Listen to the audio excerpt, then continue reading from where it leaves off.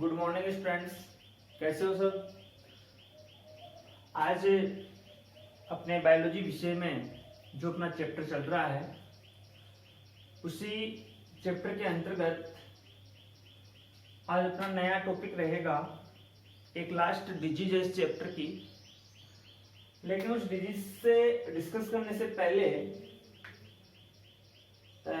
NEET exam में आए हुए दो क्वेश्चंस हैं जो अपन जो इस चैप्टर को पढ़ चुके हैं उसी चैप्टर से रिलेटेड क्वेश्चंस हैं, वो नीट एग्जाम में आए हुए हैं।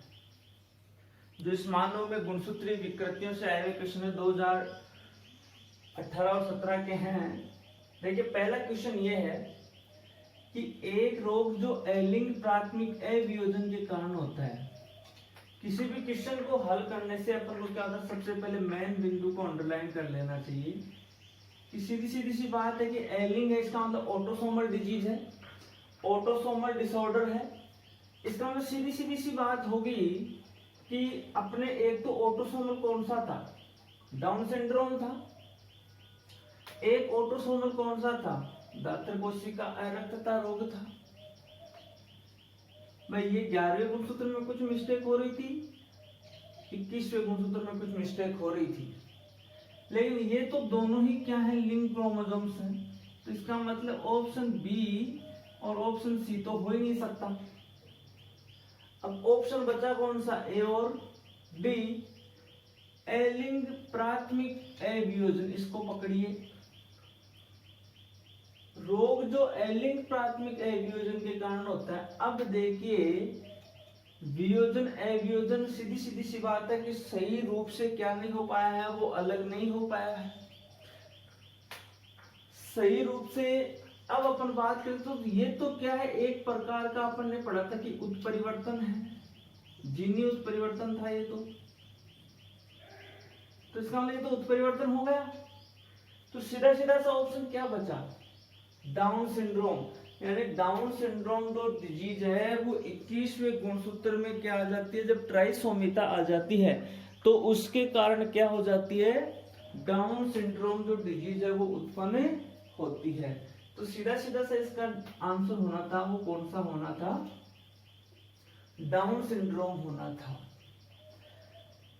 नेक्स्ट क्वेश्चन है कि एक वर्णांध पुरुष एक ऐसी स्त्री से विवाह करता है जो सामान्य रंग दृष्टि हेतु समयुग्मजी है। क्वेश्चन को पकड़ना थोड़ा। भाई पुरुष तो क्या है, वर्णांध है। पुरुष तो क्या है, वर्णांध है, और वो एक ऐसी स्त्री से विवाह करता है जो सामान्य रंग दृष्टि हेतु समयुग्मज, मतलब सामान्य रंग दृष्टि है उसमें। इसका मतलब वो क्या है, समयुग्मज, यानी न तो वाहक है और न ही किसी प्रकार से रोग से क्या है वो ग्रसित है। तो उनके पुत्र के वर्णांध होने की संभावना क्या होगी, 70% होंगे, 50% होंगे, पूरे 100% ही होंगे, या होंगे ही नहीं पुत्र वर्णांध। तो ऐसे क्वेश्चन को सेम वही कंडीशन के हिसाब से अपन करते हैं जैसे अपन इसको गैमेट्स में डिवाइड करते हैं। इस प्रकार से किया तो ये लड़की उत्पन्न हुई जो रोग की क्या हुई, वाहक हुई। दूसरी अपन बात करते हैं तो ये लड़का है वो क्या हुआ, रोग का सामान्य हुआ। ये लड़की है वो रोग से क्या हुई, वाहक हुई। और ये लड़का क्या है वो रोग से क्या हुआ, सामान्य। अपन को पूछा किसके बारे में था, पुत्र के बारे में।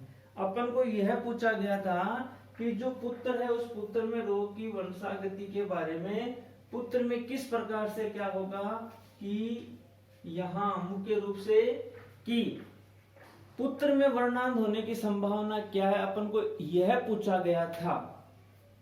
तो क्वेश्चन के अंतर्गत देखिए आंसर अपन ने निकाला तो पुत्र तो बिल्कुल क्या है भाई, स्वस्थ है।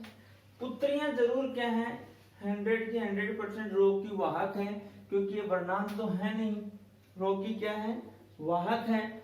तो इसका सीधा सा मीनिंग क्या निकला, इसका सीधा सा मीनिंग ये निकला कि, और वैसे ऑप्शन देखे तो अपना ऑप्शन कौन सा होना है, बी होना है। यानी जो संभावना है, जो प्रायोरिटी है, जो एक प्रकार की प्रायिकता है, वो यहाँ पे क्या होनी है, शून्य होनी है, यानी वर्णांध पुरुष पुत्र होंगे वो उत्पन्न नहीं होंगे। तो इस हिसाब से क्वेश्चन कोई हार्ड नहीं है, लेकिन क्वेश्चन को थोड़ा सा, जैसे आपके अभियोजन वर्ड आ गया तो आप तो सोचोगे अभियोजन क्या है, कोई दिक्कत वाली बात नहीं है, 2 ऑप्शन डायरेक्ट कट हो रहे हैं, तीसरा अपने आप हो रहा है। यहाँ ये तो समझ में आ जाए, लेकिन आप सामान्य रंग दृष्टि है तो समझ लो सामान्य है, इसका मतलब किसी प्रकार का कोई इसमें वर्णांत है ही नहीं। तो वर्णांत नहीं है इसका मतलब वो जो टोटल दोनों क्रोमोसोम्स हैं महिला के, वो क्या नहीं होंगे, इफेक्टेड तो होंगे ही नहीं, और वो इफेक्टेड नहीं होंगे तो संयुग्म ये सामान्य है, किसी प्रकार का कोई डिसऑर्डर है ही नहीं। तो इस प्रकार से अपन इस डिजीज के बारे में अपन बात कर सकते हैं। अब आज अपना इस चैप्टर का जो लास्ट का डिजीज है, उस डिजीज की अपन बात करते हैं, तो है फिनाइलकीटोन्यूरिया। नई डिजीज के बारे में आज बात करेंगे, वो है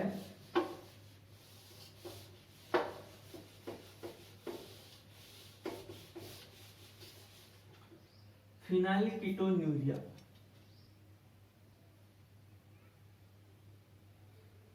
फिनाइलकीटोन्यूरिया,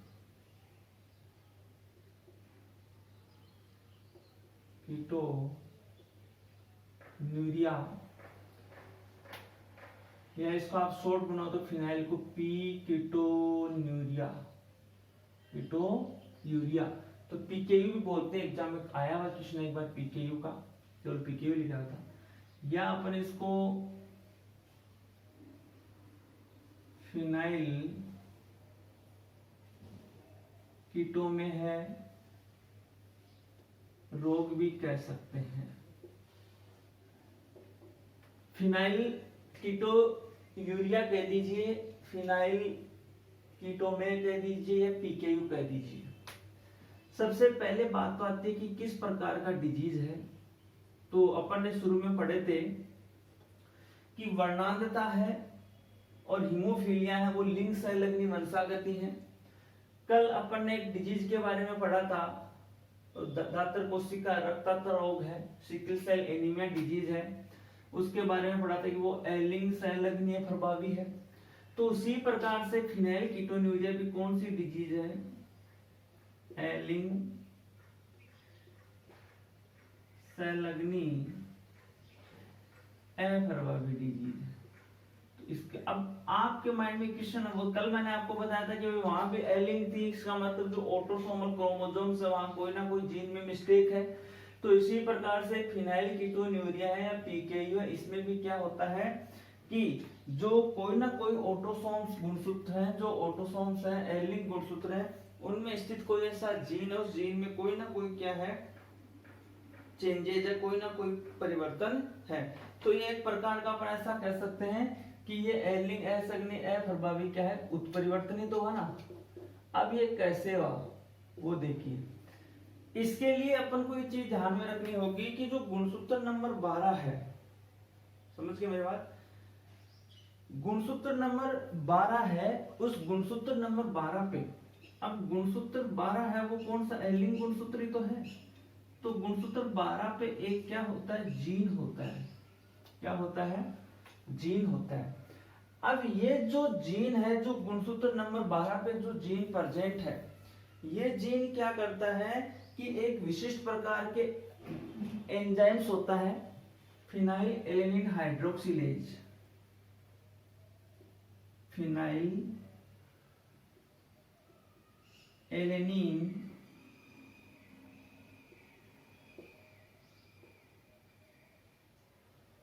हाइड्रोक्सिलेज, यह जो एक एंजाइम होता है, इसका संश्लेषण होता है अपनी बॉडी में, कहा, लीवर में होता है।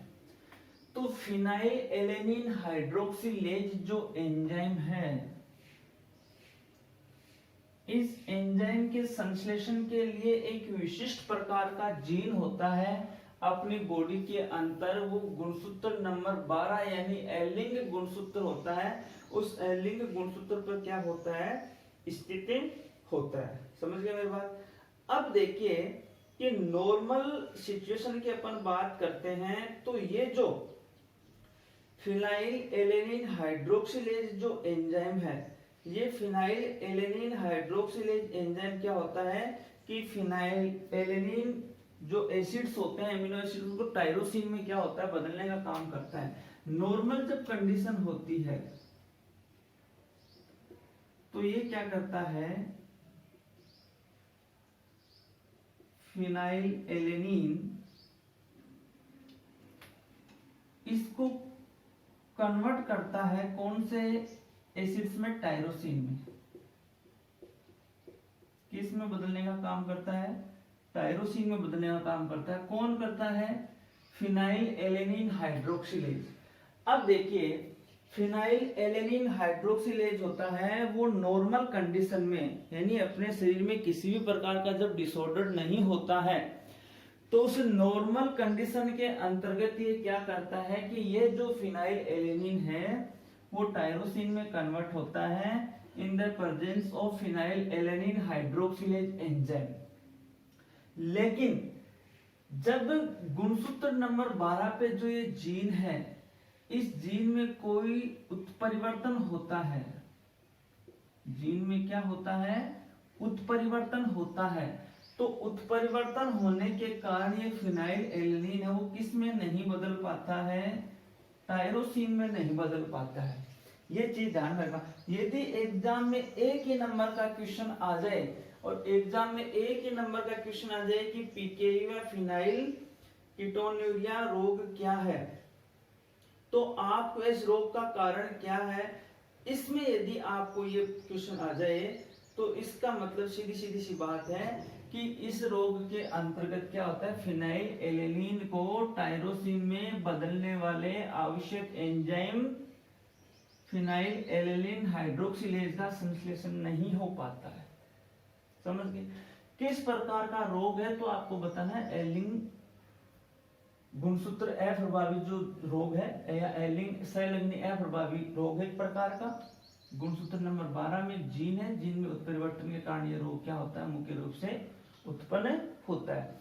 ये बात अपन को ध्यान, एक नंबर का क्वेश्चन आया तो आपको पूछे पीकेयू क्या है, तो पीकेयू का मतलब क्या है कि इस पीकेयू रोग के अंतर्गत क्या होता है, फिनाइल एलेनिन हाइड्रोक्सिलेज एंजाइम का संश्लेषण नहीं हो पाता। अब देखिए जब इस हाइड्रोक्सिलेज एंजाइम का संश्लेषण नहीं हो पाता है तो इसका मतलब अपनी बॉडी के अंतर्गत कुछ ना कुछ जो फिनाइल एलेनिन है वो क्या होगा, कुछ अलग सब्सटेंस में क्या होना, चेंज होना है, कहीं वो एकत्रित होना है। तब उसके कारण क्या होता है कि यह जब फिनाइल एलेनिन है वो टायरोसिन में नहीं बदल पाता है। तो फिनाइल एलेनिन जब टायरोसिन में नहीं बदल पाता तो ये किस में बदलेगा, ये भाई अपने कुछ अन्य उत्पादों में बदलेगा। तो जैसे ये अनेक प्रकार के, जैसे फिनाइल पाइरुवेट में बदल जाएगा, फिनाइल पाइरुवेट में बदल जाएगा, फिनाइल पाइरुवेट लैक्टेट में बदल जाएगा, आदि अन्य काफी प्रकार के ऐसे इसके व्युत्पन्न होते हैं फिनाइल एलेनिन के, उनमें क्या हो जाएगा, ये बदल जाएगा। अब जब ये उनमें बदल जाएगा तो सीधी सीधी सी बात है, जब फिनाइल लैक्टेट है, फिनाइल पाइरुवेट है, फिनाइल एसीटेट है, इन व्युत्पन्नों में बदल जाएगा तो अपनी बॉडी के अंतर्गत सीधी सीधी सी बात है कि रक्त है या मुख्य रूप से अपन बात करते हैं किडनी है, उसमें इसकी मात्रा क्या हो जाएगी, ज्यादा हो जाएगी। भाई ये इस कंडीशन में क्या होगा, नॉर्मल अपन बात करते हैं कि किडनी है वो इसको क्या नहीं कर पाती है, अवशोषित नहीं कर पाती है। तो किडनी अवशोषित नहीं कर पाती है तो वैसे नाम भी इसका थर्डी पड़ा है, फिनाइल कीटोन्यूरिया। भाई अपन नॉर्मल देखिए मूत्र उत्सर्जन करते हैं तो अपने मूत्र का मुख्य घटक क्या है, यूरिया है, ठीक है। और ये जो कीटोन पदार्थ है नॉर्मल क्या होता है, अपने मूत्र के रूप में उत्सर्जित होता रहता है, तो उसी के बेस में किडनी इसका अवशोषण नहीं कर पाती है, तो अपन इसको फिनाइल कीटोन्यूरिया रोग कहते हैं। लेकिन आप देखिए यहाँ पे जब रक्त और किडनी में इसकी मात्रा बढ़ जाती है तब अपनी बॉडी के अंतर्गत ऐसे कौन से परिवर्तन होते हैं, अपनी बॉडी के अंतर्गत ऐसे क्या चेंजेस आते हैं जिसके कारण कुछ ना कुछ ऐसी एबनॉर्मलिटीज होती हैं वो अपनी बॉडी के अंतर्गत उत्पन्न हो जाती हैं। तो आप ध्यान रखना कि जब रक्त में ये इसकी मात्रा बढ़ेगी तो रक्त में इसकी मात्रा बढ़ेगी, तो आपको पता है रक्त है वो ज्यादा से ज्यादा आपको पता है अपनी बॉडी में मस्तिष्क भाग में क्या होता है, संचरित होगा। तो सीधी सी बात, जब मस्तिष्क भाग में संचरित होगा तो सबसे बड़ा तो कारण ये होगा जो फिनाइल एलेनिन के कारण मस्तिष्क का विकास नहीं हो पाएगा। तो इसकी अपन बात करें, सीधी सीधी सी बात है, सबसे पहले तो क्या नहीं हो पाएगा, जब इसकी मात्रा रुधिर के अंतर्गत बढ़ जाएगी तो पहली बात तो यह है कि मस्तिष्क का विकास नहीं हो पाएगा। यानी ऐसे जो बच्चे होंगे, जो बच्चे उत्पन्न होंगे, वो बच्चे कौन से होंगे, मंद बुद्धि वाले होंगे। तो अपन को इस रोग के लक्षण पूछे कि कौन कौन से लक्षण होते हैं, तो सबसे महत्वपूर्ण जिस लक्षण की बात मैं कर रहा हूं, सबसे इंपॉर्टेंट जो लक्षण है वो यही है कि इस रक्त की मात्रा, रक्त में फिनाइल एलेनिन की मात्रा जब बढ़ जाती है तो फिनाइल एलेनिन की मात्रा बढ़ जाने के कारण क्या होता है, मुख्य रूप से मस्तिष्क का विकास नहीं हुआ, तो बच्चा क्या होता है, मंद बुद्धि वाला होता है।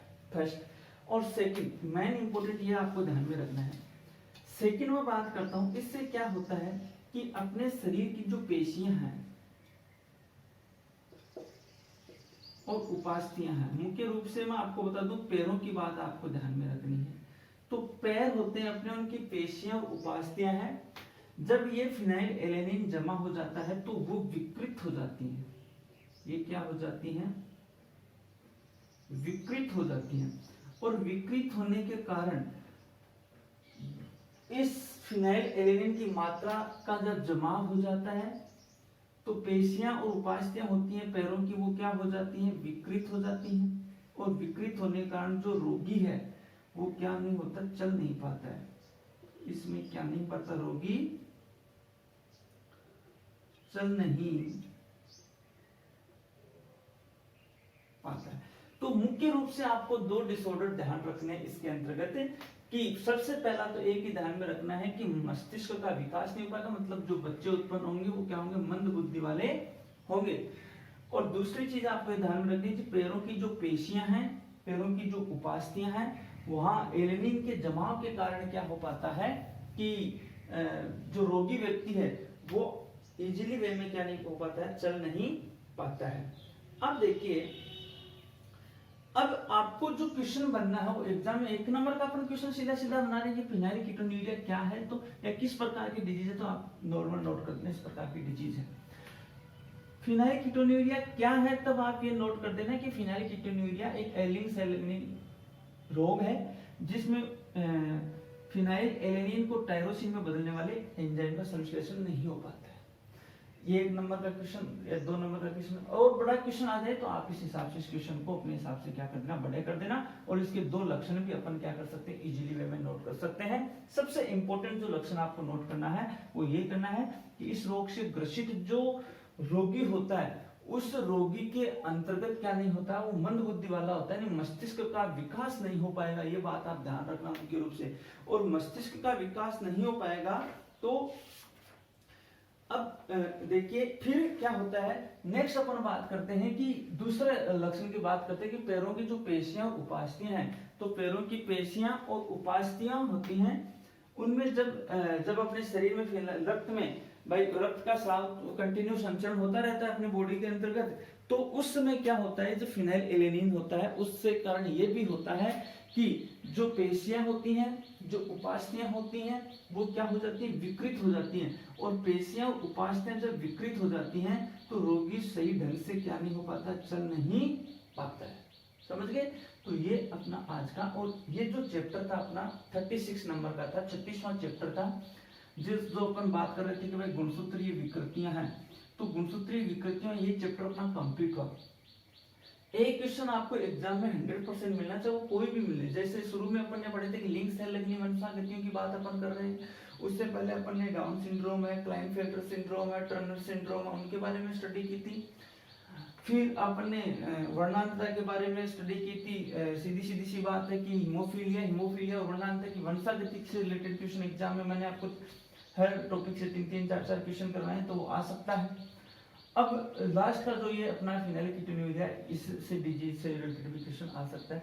तो 1 नंबर का क्वेश्चन आए तो सीधा सीधा आपको रीजन लिखना है, 2 नंबर का क्वेश्चन आ जाए तो आप उसको थोड़ा सा क्या कर देना, डिटेल से कर देना। ये अपने इस चैप्टर के बारे में बातें थी। हर एक टॉपिक को कंटिन्यू आप नोट्स बनाते जाइए, उसको